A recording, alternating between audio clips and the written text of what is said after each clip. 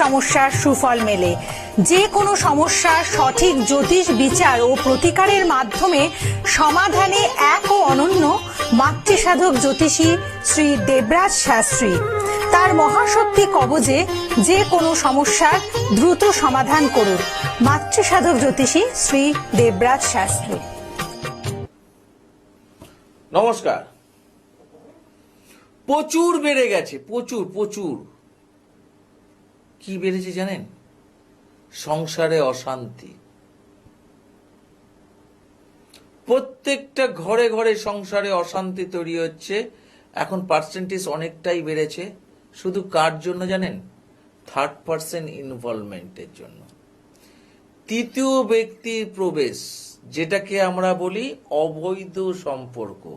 এই অবৈধ সম্পর্কের জায়গাটা এখন এতটাই মারাত্মক হয়ে দাঁড়িয়েছে, সংসার টেকানোটা মুশকিল হয়ে দাঁড়াচ্ছে।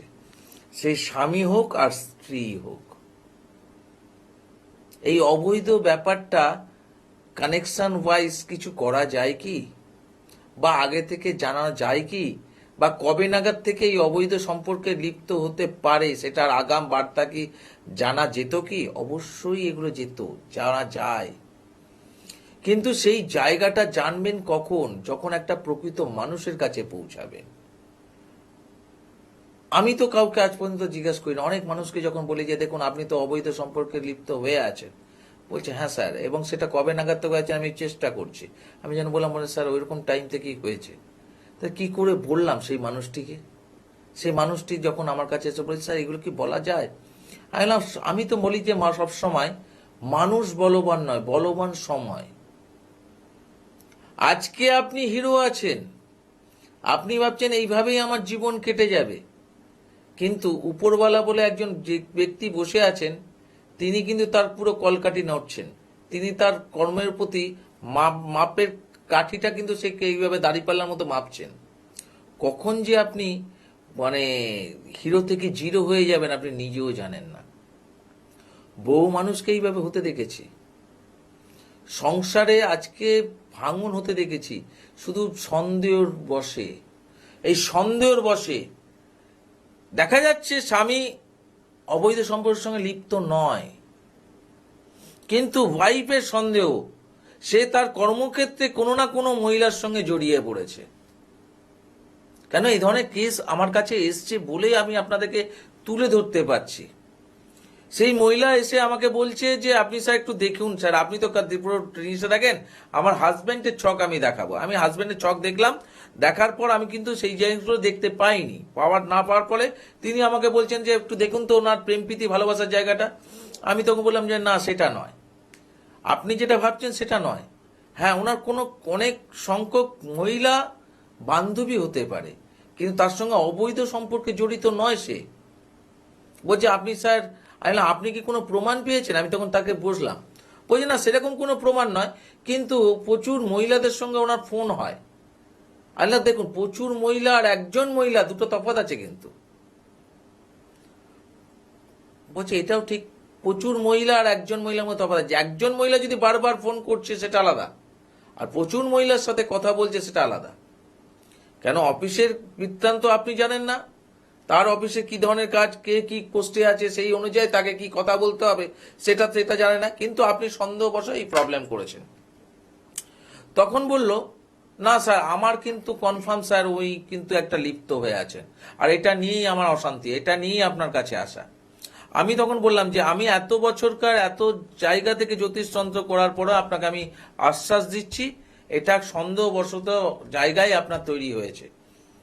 তাহলে এর থেকে উপায় কি আছে? আমি আপনাকে বললাম যে এখন তো প্রাইভেট ডিরেক্টর বা প্রাইভেট গোয়েন্দা অনেক কিছু জায়গায় থাকে, তা আপনি সেটাকে অ্যাপ্লাই করতে পারেন যদি আপনার মনে হয়, তাহলে আপনার সন্দেহটা কেটে যাবে। বলছি ঠিকই বলেছেন স্যার, তা দেখছি। তার পরবর্তীকালে তিনি অ্যাপ্লাই করে দেখেছেন যে না, তার সন্দেহটা টোটালটাই ভুল ছিল।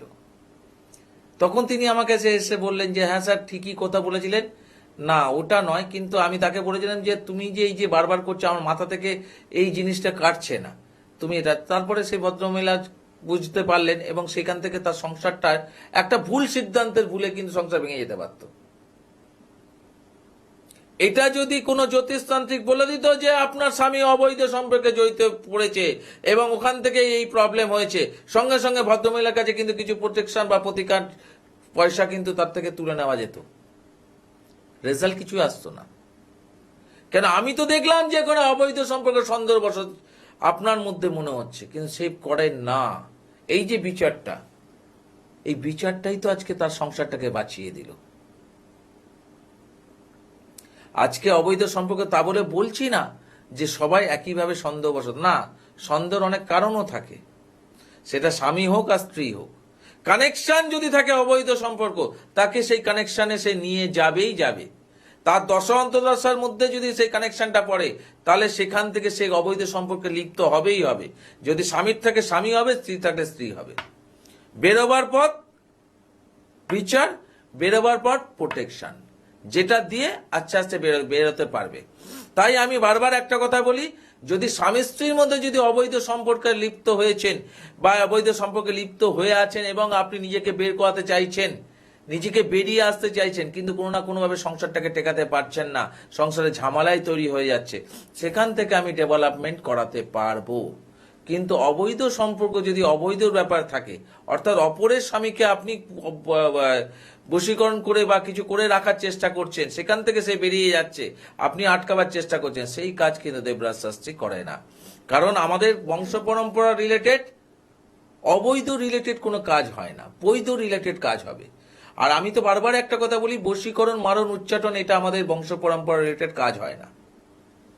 কিন্তু সংসারটা যদি বাঁচাতে চান, আমি সেই ব্যবস্থা আপনাকে করে দিতে পারবো, যাতে সংসারটা আপনার বাঁচে, যাতে সংসারটা সুমধুর সম্পর্ক তৈরি হয়, যাতে স্বামী স্ত্রীর মধ্যে সম্পর্কটা সুমধুর তৈরি হয়, সেই জায়গাগুলোকে করাতে পারবো। হ্যাঁ, যেটা বলি সেটা করি, আমি গল্প কথা বলি না, গল্প কথা শুনি না। যেমন অনেক মানুষজন পড়াশোনা করছিল না, পড়াশোনার প্রতি ল্যাকআপ ছিল, মনোসংযোগ দিতে পারছিল না। যখন তাকে দেখলাম, প্রতিবেদন দিলাম, কিছুদিনের মধ্যে সংযোগটা, পড়াশোনার প্রতি মনোসংযোগ বাড়লো এবং সে ভালো রেজাল্টও করতে পারলো। তখন যখন মিষ্টির প্যাকেট আসে, আমি বললাম প্রথম মিষ্টিটা ওকে খাওয়ান। বলছে না স্যার, আপনার জন্যই তো আমার ছেলেটা ভালো রেজাল্ট করে। না, আমার জন্য না, আমি তাকে প্রোটেকশন করেছি, প্রতিকার করেছি তার মনোসংযোগটাকে বাড়ানোর। কিন্তু চেষ্টাটা সেই করেছিল, আগে সেই চেষ্টা করছিল, মনোসংযোগের অভাবের জন্য সে রেজাল্ট করতে পারছিল না। এখন সেই চেষ্টাটার সাথে আমি শুধু ওইটুকু পুট আপটা করে দিয়েছিলাম, যেটাকে প্রতিকার বলা হয়। সেই প্রতিকার পরে আজকে রেজাল্ট সে করলো, আপনারা হ্যাপি, এবং আপনার সন্তানকে নিয়ে আপনি আমার কাছে এসছেন, প্রথম মিষ্টিটা তাকে খাওয়ান। কেন? আমি মন্ত্রপুত পেনে বিশ্বাসী নই। পরীক্ষার আগে কোনো মন্ত্রপুত পেন কোনো তান্ত্রিক আপনাকে করে দেবে আর সেটার পরীক্ষা হলে গেলেই আপনি গড় করে লিখে দিতে পারবেন, এটার বিশ্বাসী নই। আমি মন্ত্রপুত পেনে বিশ্বাসী নই, মন্ত্রপুত ফুলে বিশ্বাসী নই। আমি তন্ত্র করি, কিন্তু আমার তন্ত্রটা বংশ পরম্পরা রিলেটেড। আমি আধুনিক তন্ত্র কিছু মানে বুঝি না, আধুনিক সিস্টেমটা আমি মানে বুঝি না। যে পেন যদি আপনাকে টোটাল জায়গায় ডেভেলপমেন্ট করাতে পারে, মন্ত্রপুত পেন, তাহলে বইয়ের প্রয়োজন থাকতো না। তাহলে খাতার মধ্যে পেনই লিখে দিত, আমি চুপ করে বসে থাকতাম, পড়াশোনার ব্যাপারটাই থাকতো না। না, আপনার চতুর্থপতি, পঞ্চমপতি, আজকে আপনি আপনার ছেলে মেয়ের পড়াশোনার প্রতি মনোসংযোগ থাকলেও রেজাল্ট ভালো করাতে পারছেন না কেন, সেটা কিন্তু মন্ত্রপুত পেনের জন্য নয়, সেটা আপনার ছড়া ছেলে বা মেয়ের হরোস্কোপের পঞ্চম ভাবের পজিশনের উপরে, যেখান থেকে আমরা মেধা বিচার করি। সেই মেধাটা কতটা ডেভেলপমেন্ট আপনার হরোস্কোপের মধ্যে বা ছেলে মেয়ের হরোস্কোপে আছে, সেটার উপর নির্ভর করবে আপনার ছেলে বা মেয়ের পরিশ্রম অনুযায়ী সাকসেস কতটা পাবে, অর্থাৎ রেজাল্ট কতটা তুলতে পারবে। কারণ প্রাইভেট টিউশনের কাছে সেই পরীক্ষা দিচ্ছে যখন, সে ভালো রেজাল্ট করছে, কিন্তু সেটাই যখন মেইন এক্সামে যখন গিয়ে পৌঁছাচ্ছে, রেজাল্টটা সবসময় কমে যাচ্ছে। কেন? কারণ হচ্ছে তার পঞ্চম ভাব ভাবাধিপতির উপর ডিপেন্ড করছে। এই যে মেধা, এই মেধাটাকে ডেভেলপমেন্ট করানো যাবে, কিন্তু এই মেধাটাকে ডেভেলপমেন্ট না করিয়ে কেউ যদি বলা যায় পরীক্ষার আগে মন্ত্রপুত পেন দেওয়া হচ্ছে, এই পেন দিয়ে আপনি আমি নিয়ে যাবেন মন্ত্রপুত পেন, আপনি দৌড়ালেন ছেলে মেয়ের জন্য মন্ত্রপুত পেন নিয়ে, কোনো লাভ হবে না। আমি এটার বিশ্বাসী নই।